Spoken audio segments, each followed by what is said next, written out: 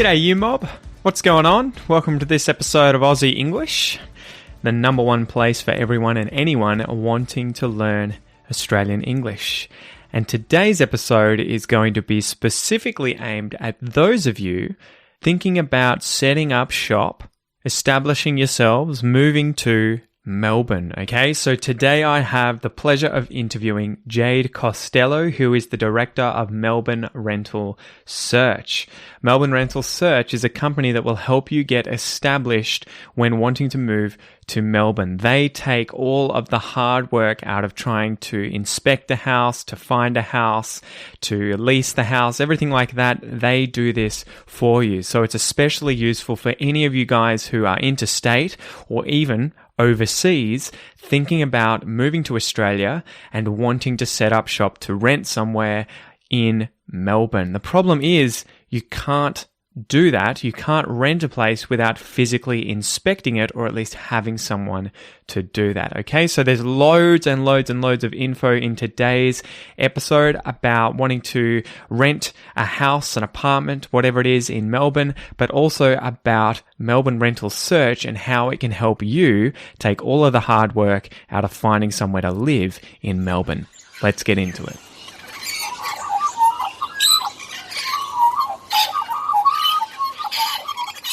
All right, g'day guys, welcome to the podcast. Today I have Jade from melbournerentalsearch.com. So, Jade, welcome to the podcast. Thank you. Thank you for having me. No worries. So, where did you grow up? Let's start with your story. Okay. Yeah. So I grew up in Melbourne. I was in Melbourne until I got to 18, and then I knew everything about the world, of course, as you do as 18. So I moved over to London. I was in a place called North Yorkshire, a little town called Harrogate for 4 years. And then I came back. I've been in Melbourne ever since, except for 3 months last year when my husband and I moved to Vienna for his job. But other than that, Melbourne, born and bred. And so what made you choose Britain, going to England? I think because it was English speaking. So I knew that. I had a British passport. My mum's English. Man, I've met a few like you recently. I'm the same. Really? My mum was born on a holiday in Britain. So my grandparents went over there for work. And I think for 5 weeks they were there, had her, and then came, and that was on the ship, right? They went on a ship. So. Yes, right. Yeah, but I ended up with a British passport as a result as well. Well played. Almost by default. That's great. But is it still useful? Oh, yeah, of course. Yeah, Even with definitely. Brexit or? Yeah, well, we'll see. We'll see. I haven't needed to use it since that time, but it was good. It was a good experience. It was good fun. Yeah. Yeah. But what was it like? I mean, to sort of dive into that a little bit more, was there a lot of culture shock with going to Britain compared to Australia? Not really. I don't know. I really enjoyed like British humor and things. I weighed a ton when I went over there. I ate and drank everything. They say like in Britain, the food is not so great, but I like to disagree. The fish and chips, or the hearty roast, the pub grub. I think that was all really good. So yeah, other than coming back the size of a house, no regrets. All really good. I went over there. I was only supposed to be gone a year, but I met a boy, and you know how that happens. So your husband's British? Oh, no, not that boy. Oh, okay. Sorry. Different boy. Yeah, so and apologies about my voice. I'm losing my voice. You're all good. But no, it was a very good experience. Came back and in terms of culture shock and stuff, not a lot. Much more of a culture shock when we were in Vienna last year. And of course, I couldn't speak the language. And we only found out we were going to Vienna a week before we went. And I had a 1-year-old and I was pregnant with my second. And we kind of just went over there. And admittedly, it was only 3 months. Yeah. But wow, yeah, that was a culture shock. But that's almost worse, right? Because it's sort of long enough to need to learn the language, but not have enough time to really learn the language, totally. Right? Everyone was very kind to me, and a lot of people could speak English and were very patient with me. But I think it was just things that surprised me was because I was pregnant at the time and I was going to get some tests and things done that I needed to do. A couple of people in the hospital, nurses and things, couldn't speak English. But then when I went to the supermarkets and things, everybody could speak English. So I was surprised, yeah. So what was it like traveling with such young children? Well, one young child and one in the womb. That must have been a total nightmare, right? Or I did think, we're going to go to Europe. We're going to see all these places. We're going to go away every weekend. But then when I got there, we were pretty much homebound. We just kind of lived and breathed Vienna. And it's such a beautiful city. There was so much to do. So that was really lovely. But yeah, one way having a 1-year-old is great because it forces you to get out. You're literally, we were in an apartment. So morning, crack of dawn, we were out the door, came home for a nap, and then out the door again. So we were at music things. We were at museums. We were at the parks, and that where you're chatting to people. It's kind of like when you have a dog and you go out and dog people chat to each other. Yeah, kids are the same. Oh, you've got a kid, I've got a kid. You get talking. It's funny. I mean, it's a random tangent, but I felt like as soon as I had a child and I would be walking around the street, young women had no problem looking me in the eye anymore. So it was like, you're not I a creep didn't anymore. exactly. I felt like everyone's like, I'm okay. You can be disarmed around me. I'm not going to come on to you. I've got a child. Don't worry. But yeah. And like young mums with children would come up to me and talk to me all the time. And I was like, man, this never happened when I was single. What's going on?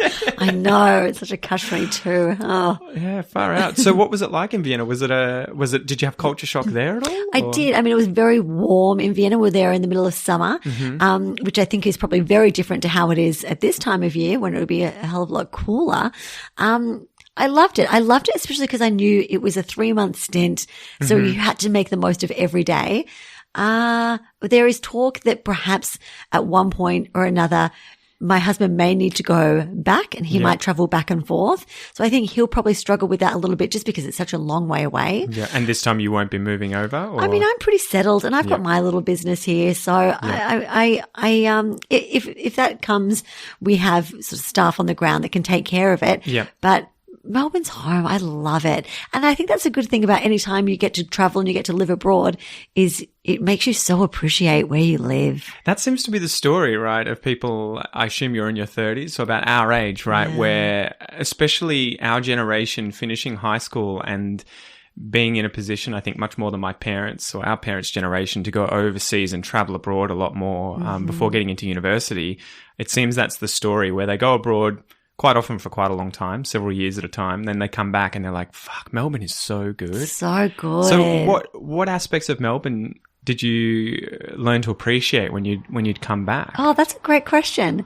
I think our open spaces, this is going to sound a little bit odd. We were living in Vienna, so we were very inner city, which was amazing. We were in an apartment. We could come down and everything was right on our doorstep.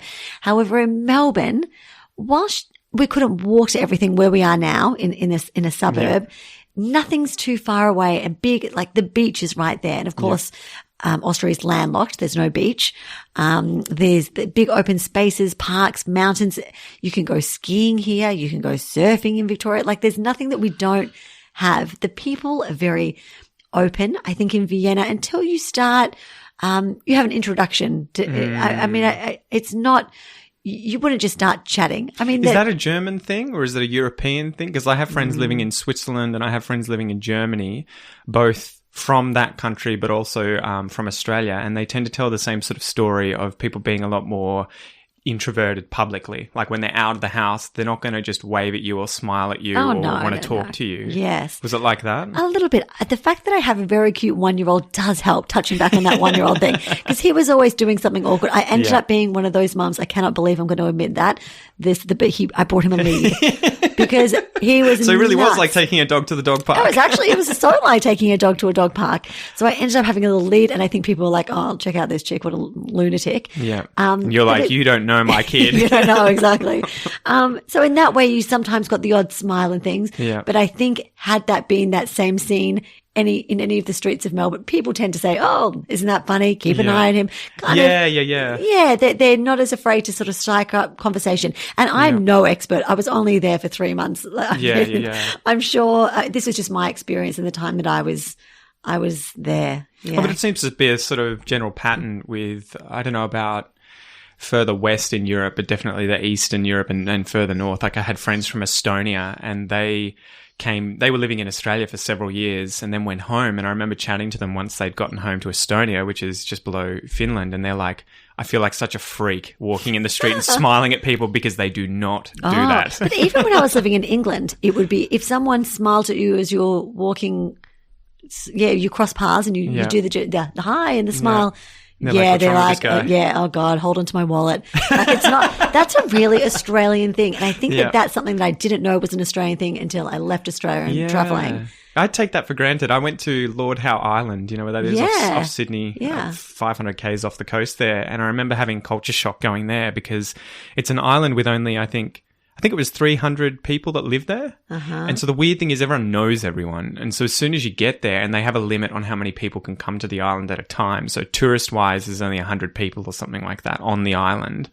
And so everywhere you would go, people would wave at you. They'd say g'day. They'd ask you where you were from. And it was like, wow. Where the hell am I? Like, this is so weird. And after about, 2 or 3 days there, you get used to waving to strangers and talking to them. And I imagine that's what it's like, the shock of coming, say, from Germany to Australia and being like, ooh, these weirdos always want to smile and wave at me. Totally. I think it would be a nice surprise coming into that. I think that, so all of my husband's colleagues that have visited us from Vienna, they do really enjoy that. They think that that's quite a treat. But not going home. Yeah, exactly. I have to put on my bitch face now and I'm just out in the street. Totally. Yeah, there's definitely a shift. And the smaller towns, like, Salzburg's not a smaller town, but going into any of the smaller towns, and even Salzburg, you do have more of a countryer kind of feel. People are maybe a little bit more open to striking out conversations than the bigger cities. But yeah, nothing like here. Well, that's a sad thing, isn't it, really? I remember coming back from Lord Howe Island and going straight back into Melbourne, and you just like have that realization of, holy shit, like I was on an island hundreds of kilometers from anywhere else with only a few hundred people.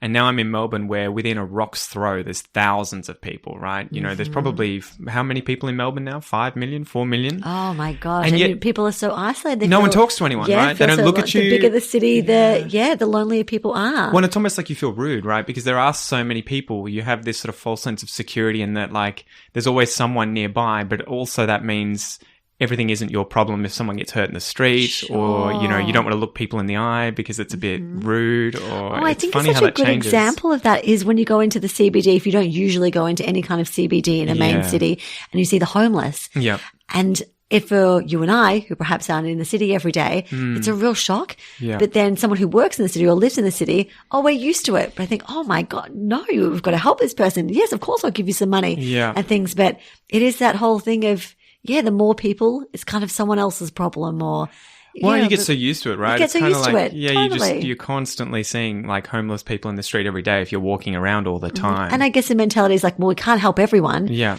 Where if you're not used to seeing it, you of course, you help where you can. I remember I think I was on a tram once because I was living in North Melbourne, so literally right in the CBD, and there was a guy on there wearing a cowboy hat, and I was just like, what's this guy's deal? Is he going to a dress-up party? Yeah. And he was like, man, this is the first time I've ever been on a tram. Where do I get off? Where do I get off? Oh, that's sweet. It was so funny. He'd come from like rural Victoria somewhere, and he's like, I don't come here normally. And you saw through his eyes kind of the fear and the panic of being in such a big city. And you take that for granted as being city slickers like you and I imagine. Yeah. You go to a small town. And I have that in reverse where I was doing turtle research during my undergrad up in Bundaberg in Queensland. Wow. And I kept meeting people from rural parts of Queensland or Victoria doing work there as well. And I felt so fucking useless. Oh, really? You would meet these women, for instance, off cattle stations, and they'd be able to just, fix an engine, or the sprinkler system broke, so they dug up the backyard and just repaired the sprinkler system by going down to Bunnings. And you're just like, I feel so fucking useless. That's amazing. Yeah. And they're just like, we do this every day, because no one's going to come out to our farm that's of course hundreds of kilometers away. So you learn how to do this. But then it's funny when you see the farmers or the rural Australians come into the city and they're like, holy shit. So overwhelmed. Oh, yeah. They have to drive in the city. I mean, that's a whole thing. Yeah. Yeah. Oh, you're right. Yeah, it is funny. So what makes Melbourne so livable? Moving on to, has it been voted the most livable city again, or did we lose that crown? Well, last year, we lost it to Vienna. And how crazy is you that? Went there? I'd like to think it was because I was there. How did it compare? Yeah, that's a really interesting question, because when I was there, I was like, what are the chances? I've lived in two of the most livable cities in the whole world. So different. The one thing that Vienna has got over Melbourne in spades is their public transport system. Yeah. Oh my gosh.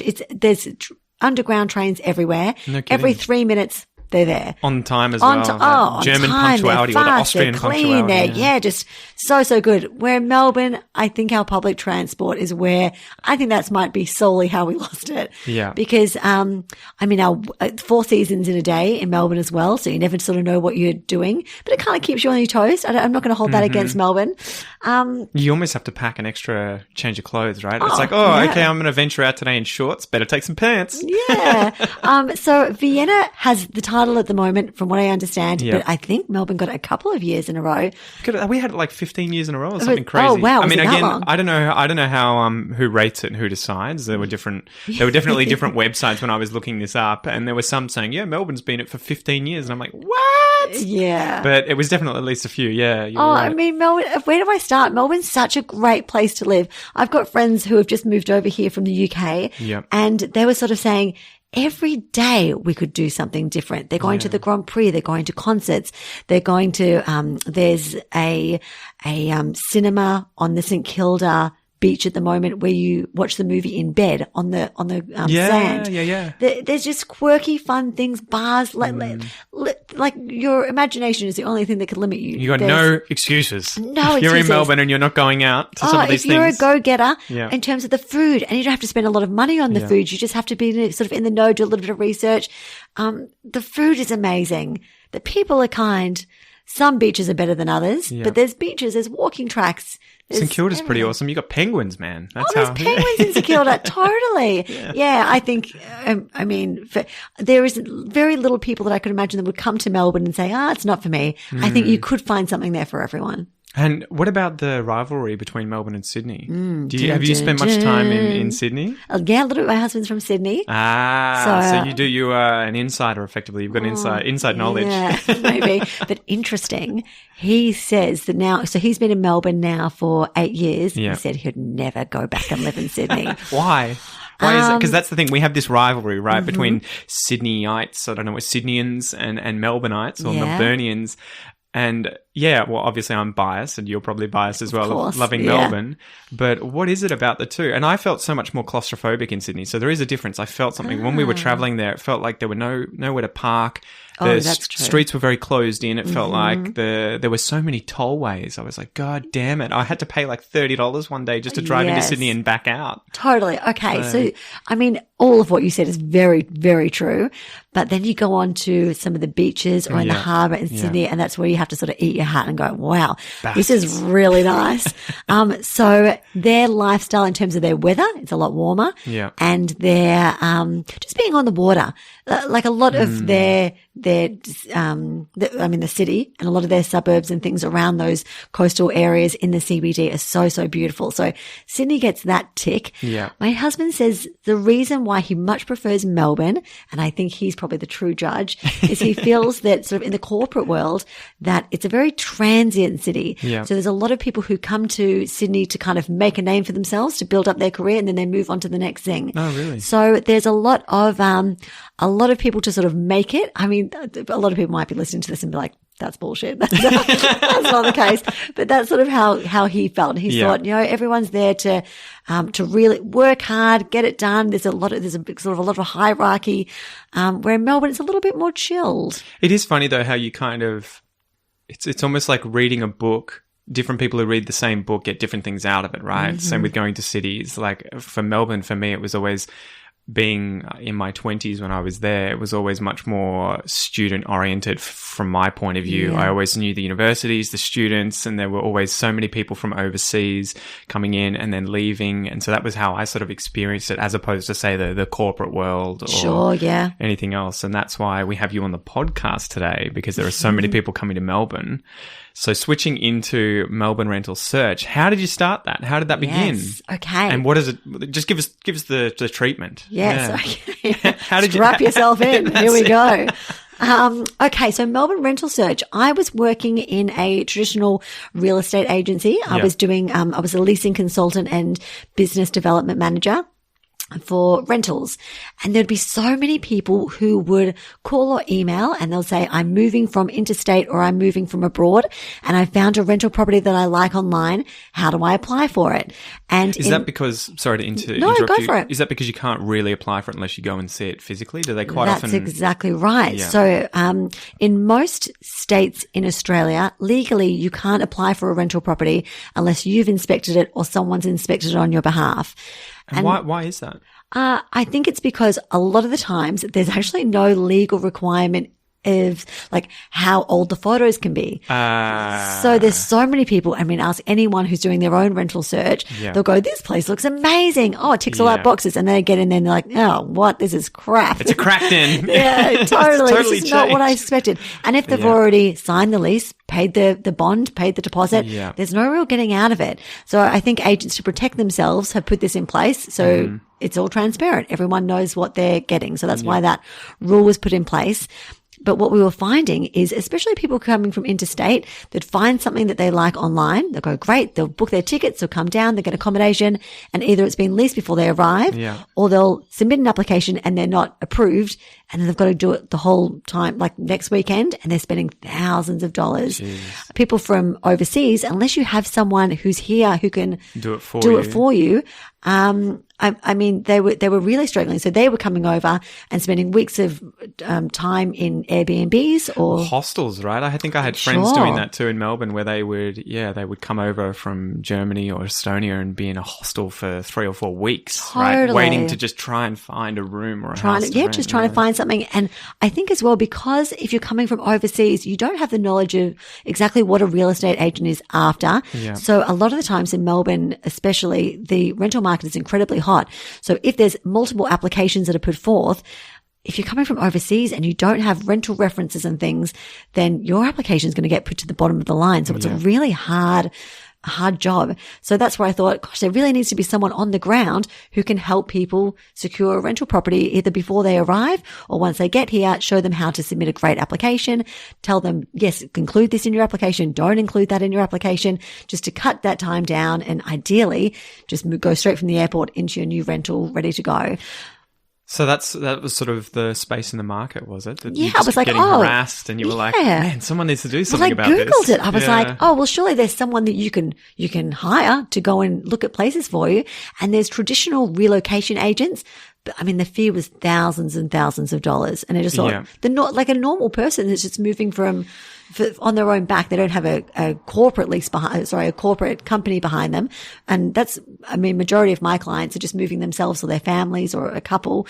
They don't have thousands of dollars to spend on a relocation agency. So I thought, I'll fill that little gap. And I go and see properties on people's behalf. I do full video walkthrough tours for them. Yep. So it's like they're there, and then I help them with their application, submit it to the agent, do all the negotiations to get them approved. So it just kind of takes that guesswork, out of the process for them. So can you talk a bit about what it costs to do this and the time that it takes to do it, as opposed to them having to obviously come here and do it themselves? Yeah, sure. So in terms of the service that I and my team sort of provide, is we do as little as just one inspection.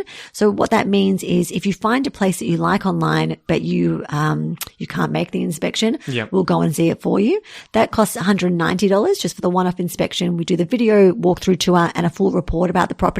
So it's almost like you're there. You've got all the information you need to work out whether it's a property you want to apply for or not.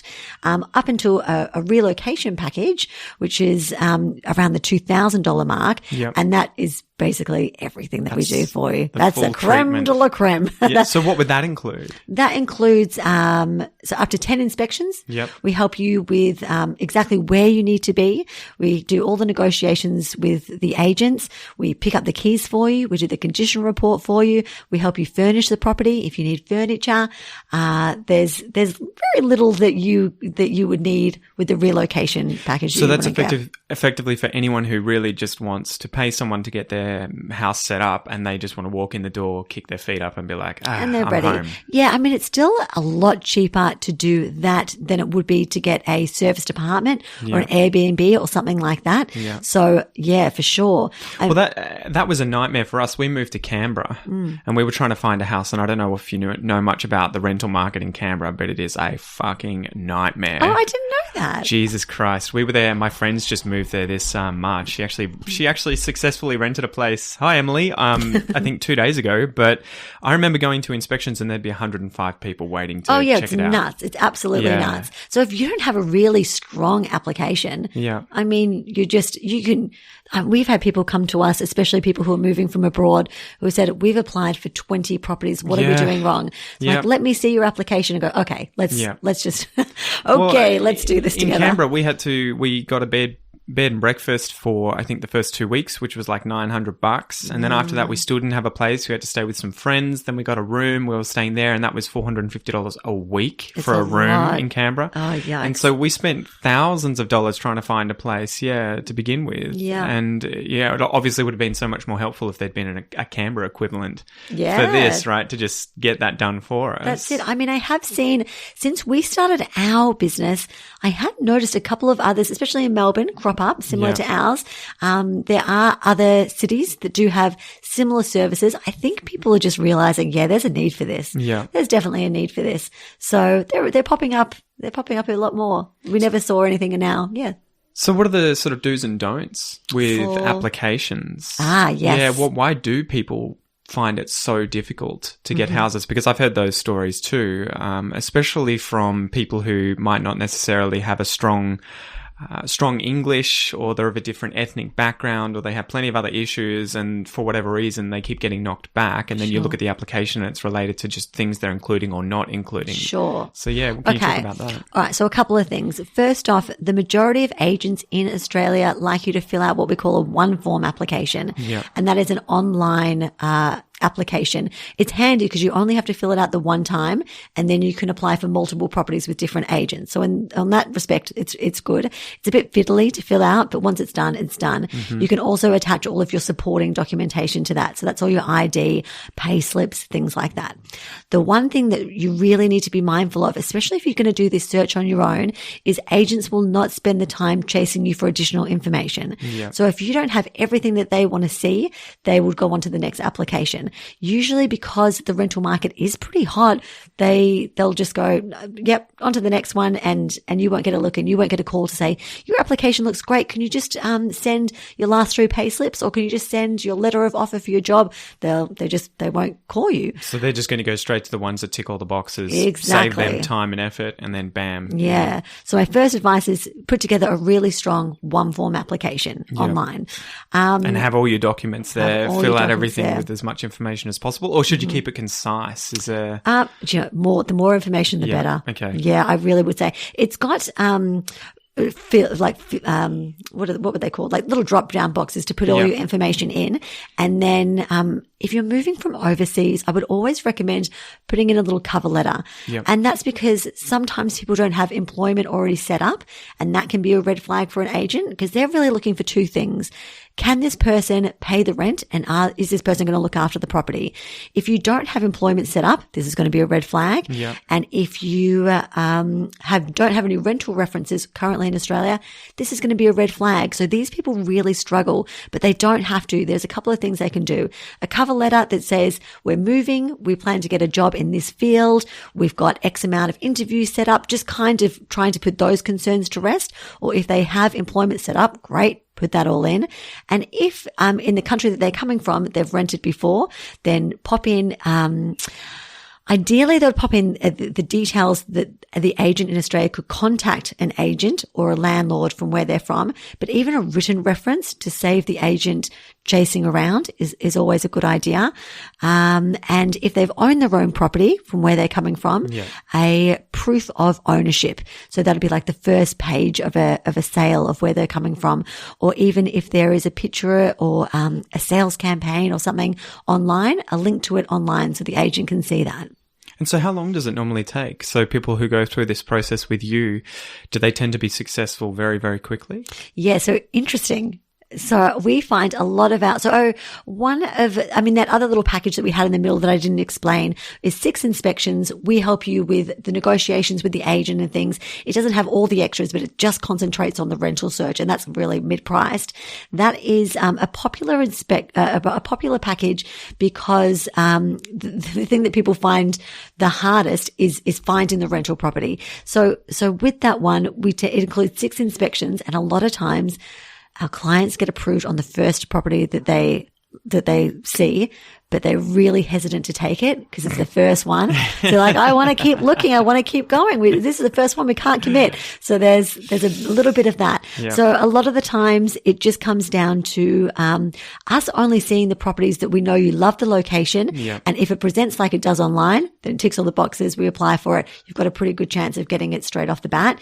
If you've got a situation where you might have a pet, that can hold you back a lot of times. Has that changed just recently? Yeah, so interesting. It has changed. So the law is changing as of, I think, June this year to say that landlords cannot blanketly say no to a pet in a rental property. Well, they have to justify it by sending something to, is it VAT or something? Well, so here's the thing. I was talking to some real estate agents and saying, well, how are you guys feeling about this, knowing what it's like on that other side?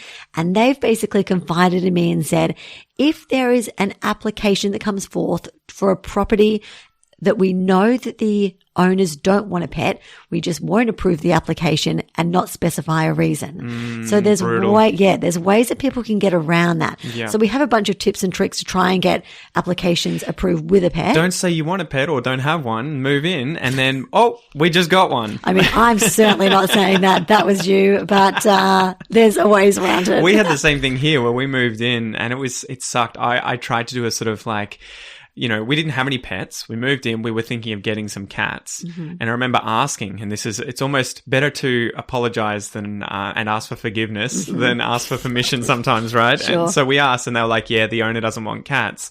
And I remember looking up and hearing that story about, the rental owners not being able to say no anymore. And I said to her, hasn't this rule come through? And she's like, not until next year. And I was like, that's so annoying.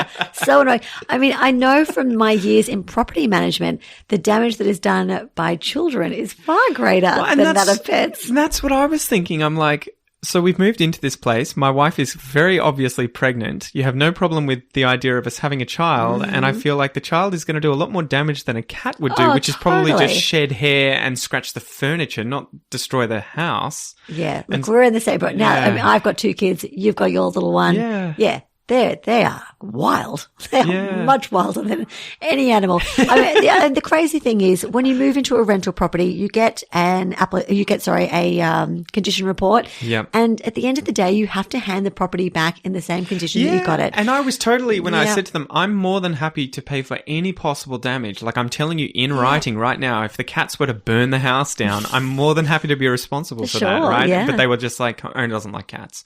I'm like, owner's not living here. Yeah, that's crazy. Anyway, what can you do? But what advice do you have for people with pets? They just need to. Okay, so you've got to be kind of realistic about the types of properties that you're applying for, especially if you've got a Great Dane, like a huge dog or something like that. We find a lot of times people who are moving from abroad, who have come from built up cities, are very used to apartment living with a dog. Where here in Australia, agents think a dog in an apartment, like heaven forbid. Yeah. But if you've got a dog that you're bringing over with you who's always lived in an apartment, you just really need to make that apparent. So we actually have a template that we send our clients that's a pet resume. It's got a picture that you pop a photo in, and it tells you a bit about the pet that you have, its lifestyle, where they've come from, some references from a landlord, neighbors, things like that. And it sounds a bit extreme, but we have so much success with this pet resume. Yeah. I think because the agent then has a document that they can forward on to the landlord, and the landlord's like, oh, look at all this effort that the person's gone to. This is obviously like a family member. A lot of people now, young professionals, are having pets instead of having kids. So, we have a lot of success with the pet resume. It's a goodie. And just to be realistic about the properties, like I mentioned. Well, that seemed to be the difficult thing. It looked like that real estate agents and landlords were just saying no to pets because it was just easier, right? And as opposed to there actually being a significant issue with animals damaging houses, right? It was just, it's the same I imagine with smokers. There's so many people applying for houses, it's just easier to say no smokers, no pets, when in reality it may not necessarily be a significant issue for the house. Well, the other thing is when agents just say a blanket no, and if they advertise a property as no pets, no smokers, whatever, people will just hide it. Yeah. They'll just, okay, no worries, no pets. Wink, wink, nudge, nudge. And then they'll get in there and have a pet. So that's where agents really need to look at their practices because there's ways around. There's ways around to everything. And I think every application needs to be considered on a case-by-case basis. Yeah. We just think it's really important that you're giving as much information as you can to help your cause because just know if they've got any questions or queries, they're just going to move on to the next application. So are there any other tips or tricks for people trying to just quickly find the best place possible for them to live, somewhere like Melbourne? I'm sure it applies to the other cities in Australia too. Are there certain things that, whether or not it's with the application, they should try and do? I think the first thing is you need to know where you want to live. Yeah. This is a big one. And that can be determined by why you're in Melbourne. Is it for studying or is it for a job? And then you work out how long you're willing to travel to get to work, what your budget is and what your lifestyle is. So do you want to be by the water or is it more important for you to be where nightlife is? From there, you can kind of limit down your search because there's loads of options and you could spend every Saturday morning, every day. You could be at inspections all day, every day. Yeah. So limiting down your choice of properties. When you found a property that you like, having a quality application is the most important thing. Sometimes the agent who's doing the open for inspection on a Saturday or midweek is not actually the person managing the property. So we used to say things like, make sure you dress well, you're polite, but a lot of times it's not actually the person who's going to be processing your application. So be polite, be courteous, but know that doesn't always help because it may not be the person that you need to be schmoozing. Yeah. I really just have to say it's that application. Yeah. It's having that strong application with all the information in it that you need. Oh, actually, yes, I've got a big tip. How could I forget this? This is like gold. Okay. And that's where we cut the podcast off for today, guys. And we're done. Okay. So when you see a property that is advertised, let's say it's $400 a week. If you go to the open and there's 50 people, let's say 10, let's say there's 10 people there and a lot of people are showing interest in the property, do know that if you offer slightly higher, and I'm saying $10 a week more, chances are your application goes to the top of the pile. Every time. Both because that gets the landlord more money and the realtor, right? Or the real estate agency. Totally. I mean, it's a landlord. At the end of the day, the agent processes the application and then it's the landlord who gets to choose. Yeah. The landlord's seeing the dollar signs. He's like, great, yeah, more money. Let's do it. And really, it is about, it needs to be between $10 and $20 a week. That's what's going to get you over the line. So just have a few less coffees a week. And, if you do have a Great Dane and you're trying to find an apartment, just say, we'll bump it up a little bit. We'll line your pockets with a bit of cash. The other thing to maybe mention is, let's say you've had your eye on a property for a while and for some reason it hasn't leased. So you've seen it getting advertised week after week. You can actually put an application in slightly under as well. So don't think that price that you see is the price that is going to go for. But yeah, no, there's a bit of room there. Do you think a big part of it, like buying property, is trying to take the emotion out of it as well and not get it's so hard. Sucked into certain locations or certain individual apartments or houses and more try and think with your head rather than your heart? Maybe not as much as buying. Yeah. I mean, buying... I've been through that process and you are moved in, you know where things are going. When you miss out at that auction or wherever it is, it's so heartbreaking. Rentals, I don't know. I'm so confident with rentals. I was like, oh no, like you can, I mean, in one way, yes, you've got to be sensible. But in another, there's so much stock on the market that I don't think you have to compromise as much as maybe you do with buying. Yeah. Yeah. So do you have advice for people wanting to move to Melbourne about different locations and where they should invest most of their search time? Because I Sure. imagine, depending if you're a single, if you're a student, if you're a couple, if you're a family, there are going to be suburbs that are more suited to you, right? Or you can be closer to the city, you can be further away from the city. Yeah. What sort of advice do you have for those different demographics? Well, I think I kind of touched on it briefly earlier, and that is just working out why you're in Melbourne. So is that going to be studying? Or is that going to be a place of work? I think that's sort of the only two I can sort of think of. Your budget, how far you're willing to get to work. Do you need to rely on public transport? Yeah. And the kind of lifestyle that you wish to adopt. The great thing about Melbourne, unlike other cities in the world, there are no real no-go zones. So whilst sort of my clients come to me and say, oh, we've read a little bit about this, or my friend lives in this certain suburb, let's say Sunshine. The Broadmeadows. There we go. No offense to anyone who lives there. Anyone. And then I would say, yeah, I think we could probably do a little bit better in this price range. So there's a couple of suburbs I'd say there's just not as much going on there. I think you could get a bit more bang for your buck somewhere else. But really, 9 times out of 10, you can't really go wrong. As long as, just depending on what everybody's needs and requirements are slightly different. But if you're a family, you want to be in a good school zone, and that's a really big one. So that's going to really sway where you want to be. Should you be within walking distance, within driving distance? It just depends on whether or not you've got a reliable car or you're going to be on foot. If you're going to be on foot, then you absolutely need to be near public transport. I think it would be really hard if you didn't have reliable public transport and you didn't have a car in Melbourne. Everything, it's a big city. From getting from one side to the other and things, it's a lot, and Ubers and taxis can be expensive. So if you're a family, you have to take into consider school zones. If you're at work, you have to consider traffic. If you're going to be in traffic, or if you're going to be on public transport, and how long you're willing to travel. They're the factors. And I'm absolutely surprised when people come from overseas. Certain countries are really keen to be near a hospital. Really? Where Australians, that's never in their search requirements. So we put that to the back of our heads, right? Yeah, we're not thinking, deal with that later. This weekend is going to be so big, I'll see you guys there later at the hospital. Totally. So a lot of times when people are coming from overseas, we have a survey that they get sent, so we know how to progress with their search. Say, what's important for you to be near? People say hospitals, and I always think, oh, what a surprise. How often are you going to the hospital? But yeah, I guess for some cultures, that's peace of mind, right? Peace of mind, yeah. And perhaps if you don't have a car or, I'm not sure. So what are the price ranges like for rentals at the moment if you're getting, say, an apartment or townhouse or your own house and comparing that to, say, just getting a room? What are the sort of amounts that people should be keeping in mind when they're trying to move to Melbourne? Sure. So depending on, it's all variable of suburbs, but I really sort of believe that if you want your own apartment or your own space, to get something that's quality, that's not, this is somewhere you're not going to be embarrassed to bring people back. You really need to have a 3 in front of it, 300 and something. So you would almost go off the price more so than the location first. You would just say, well, is it 300 a week? And then you look into it, as opposed to, oh my God, $150 a week. Oh, it's a crack den.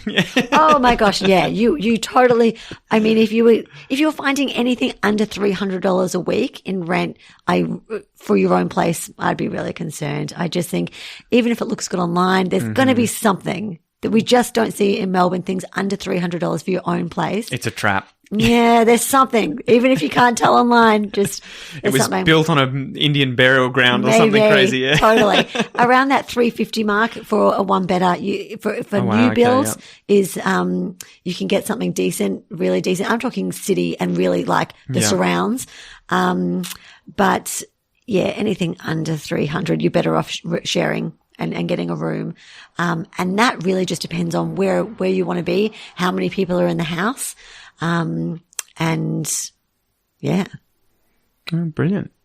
So any other tips or tricks or things you want to mention before we finish up? I've almost had you for 40 minutes, a bit more than 40 minutes. Oh, I'm sorry. No, don't apologize. Don't be silly. On a tangent. There's lots of information here. Tips and tricks with finding a rental property.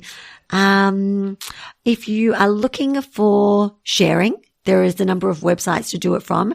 There are scams. Yeah. And this is actually even if you decide to go down the route of renting a property through a private landlord as well.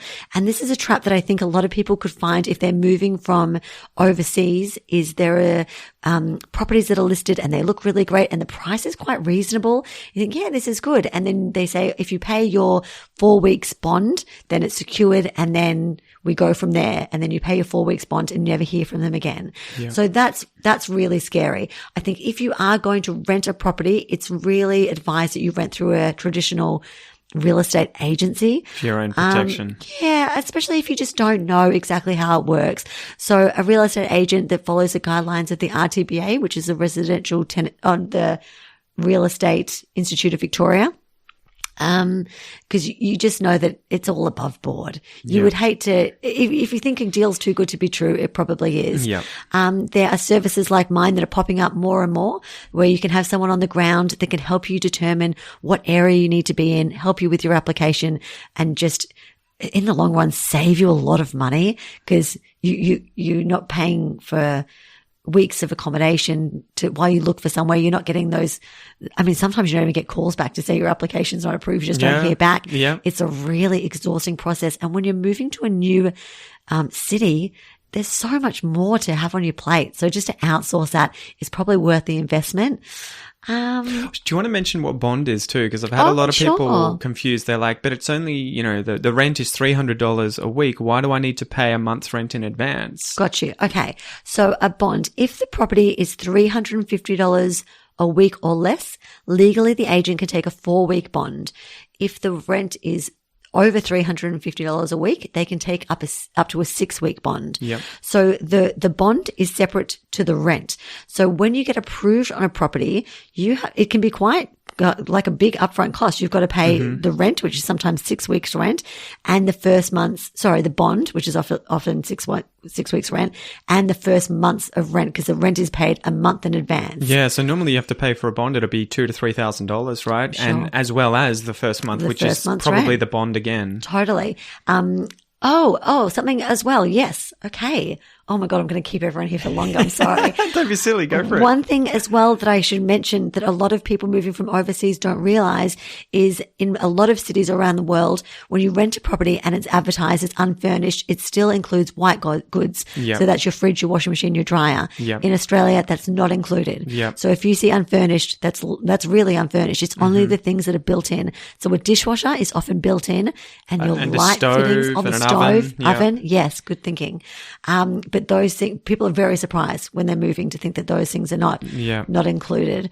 I did do a price comparison that if you're going to rent a property for 12 months, the difference of hiring your furniture for 12 months or buying, it is actually substantially cheaper to buy your furniture. No kidding. Yeah. Really? Than renting. Just for a year too? For a year, for 12 months. Holy crap. And then what, just sell it afterwards? Sell it after. Take it with you, whatever? Yeah. Oh, well, depending on where you're coming from. Yeah. I think now that we've got Facebook Marketplace and so many more things, buying secondhand is so much easier. Yeah. It just takes a little bit. I mean, if you've got a car, you're fine. If you don't. Well, especially if you're in Melbourne, you're not going to have any trouble selling it. Oh, no Because there's going to be loads of people in the same situation as you 12 months earlier or whatever. Totally. You can pick up things so unbelievably cheaper and things that are good quality, really good quality. So if you want to go down the secondhand route, I mean, that's remarkably cheaper. Yeah. The other thing is lease terms. So the majority of leases in Melbourne, at least, are 12 months. That's just the standard. Yeah. There are some every now and again, especially if they're fully furnished, that are available for 6-month leases. However, if you are looking for a property less than 6 months, they are very far and few between. Yeah. Why is that?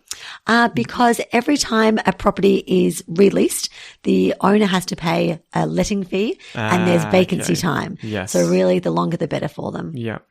Awesome. Well, thank you so much, Jade, for coming on. Thank you for having me. Hopefully that you'll get a whole bunch of work through this episode and you can help a bunch of them out. That's it. We do have a discount for all of your listeners. Yeah. So 100% I'm going to give you a link that you can maybe put in your show notes. Brilliant. That have access to 10% off for all of our packages. And if they purchase straight through there, the discount comes straight off and Bob's your uncle. Yeah, no, well, just where can they find you?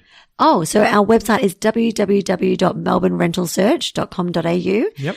We have an Instagram page, which is just Melbourne Rental Search, and a Facebook page. Awesome. Melbourne. And again, apologies for this horrible voice. It sounds like it's like definitely on its way out. So, no, you did. Well, you didn't even take a sip of water I was the whole just time. chat. Oh my gosh, just relax. Goodness gracious. Wow, thank you so much, Jade. Thank I really you. appreciate it. Thank you for having me.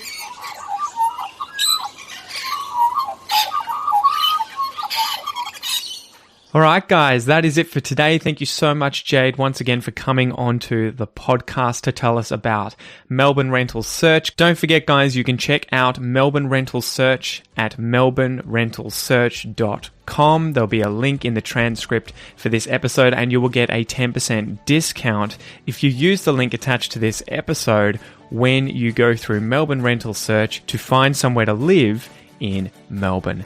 Thanks again, guys, for joining me, and I'll chat to you next time.